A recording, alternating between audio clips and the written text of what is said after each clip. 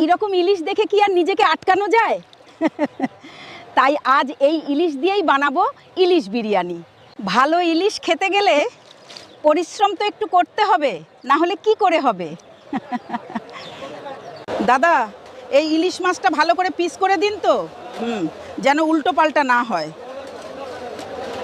বাড়ি এসে গেছি, সময় একটুও নষ্ট করা যাবে না, ঝটপট মাছটাকে ধুয়ে নিতে হবে। মাছগুলোতে হালকা করে নুন হলুদ মাখিয়ে অল্প করে ভেজে নেব, বেশি ভাজলে শক্ত হয়ে যাবে। এবার ইলিশ মাছের গ্রেভি বানানোর জন্য লাগছে অল্প টক দই, লঙ্কা গুঁড়ো, হলুদ গুঁড়ো, জিরা গুঁড়ো, বিরিয়ানি মশলা, স্বাদ মতো নুন আর একটু চিনি। এবার সব ইনগ্রিডিয়েন্টসগুলো একসাথে দিয়ে একটা সুন্দর মশলার পেস্ট বানিয়ে নেব।